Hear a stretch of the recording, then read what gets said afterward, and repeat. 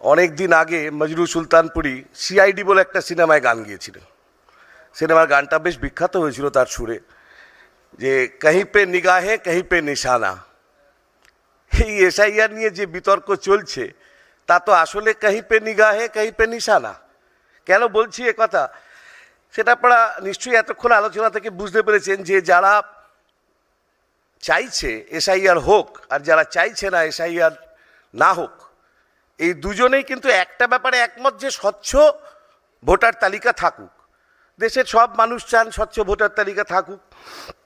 জনগণনা হলো না 2011-র পর 2021 পর্যন্ত, এত ভারতবর্ষের সরকারের কাজের চাপ, জনগণনা হলো না, কিন্তু এসআইআর করতে হবে, এতটাই জরুরি এসআইআরটা ঠিক এই মুহূর্তে। আসলে একটা আতঙ্ক তৈরি করা ছাড়া আর দ্বিতীয় কোনো কাজ নেই। জনগণনা বা জাত গণনা করে নিলে পরিষ্কার বোঝা যেত কোন অংশের কোথায় কত মানুষ আছেন, কত মানুষ বাস করেন, কে বেড়েছে কে কমেছে। বাজার থেকে আওয়াজ তোলার জন্য 1 করোড় হো গেয়া, বাহার সে ঘুষপেটিয়া আ গেয়া, এগুলো চালাতে চালাতে কারা চালাচ্ছেন? দেশের স্বরাষ্ট্রমন্ত্রী 10 তারিখের অক্টোবরে দৈনিক জাগরণের অনুষ্ঠান দিল্লিতে, তাতে দাঁড়িয়ে বলছেন স্বরাষ্ট্রমন্ত্রী দেশের, এটা যদি অন্য কোনো বিজেপির প্রতিনিধি বলতেন এতটা নয়, স্বরাষ্ট্রমন্ত্রী বলছেন দেশে মুসলমানের জনসংখ্যা বেড়ে যাচ্ছে। আমার গানটা কি ভুল?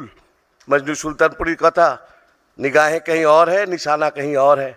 ফলে আসল কথা হচ্ছে, এর আগেও এসআইআর হয়েছে, এসআইআর নিয়ে এত ভাবনা চিন্তার বা এত জটিল করার কোনো ব্যাপার নয়। এসআইআর তো 2002 সালে হয়েছে, ঠিকই তো, কিন্তু প্রত্যেককে একটা করে ইনুমিনেশন ফর্ম দেওয়া হয়নি যে আপনাকে ফিল আপ করতে হবে। এসআইআর আগে হয়েছে, হওয়ার পর তাতে 28 লক্ষ নাম বাদও গেছে। ক্যাচালটা আরম্ভ হলো 2003 সালে। ছাগলকে যেমন ভাঙা বেড়া একবার দেখালে বিপদ, ঠিক 2003 সালে পার্লামেন্টে অটল বিহারী বাজপেয়ীর মন্ত্রিসভা, মাসিমা মালপো খাবু, তখন নতুন আইন এলো, নাগরিকত্ব সংশোধন আইন। এই আইনের সময় তো আজকের মাননীয় মুখ্যমন্ত্রী, ঋতব্রতর মুখ্যমন্ত্রী, আমারও মুখ্যমন্ত্রী সেদিনকে গালিয়ে বলে এলেন যে 1 করোড় ঘুষপেটিয়া ঘুষেছে, এখন নিন সামলান ঠেলা। এখন 1987 সেই আইনেই বলা আছে 1987 সালের পর যারা ভারতবর্ষে এসছেন তারা ভারতের নাগরিক নন। এখন ইলেকশন কমিশন এসে বলছে, কারণ মোদিজি তো আবার আগে চলে, 1984 সালের পর যারা এসছে তারা এখন কাগজ দেখাও। এখন খুঁজতে থাকুন তারা 2002-এর ভোটার লিস্ট, তার বাবা কোথায় ছিলেন, কাকা কোথায় ছিলেন, বাড়ি কোথায় ছিলেন, ভাড়া বাড়ি কোথায় ছিলেন, কোন জেলায় ছিলেন, খুঁজতে পারুন। গোটা দেশকে দাঁড় করিয়ে দিল একটা আতঙ্কের মধ্যে, কারণ মোদিজির নাম লাইন বাবা। মোদিজি আজ আসার পর থেকে আজ পর্যন্ত লাইনে দাঁড় করানো ছাড়া জনগণকে কি করেছেন?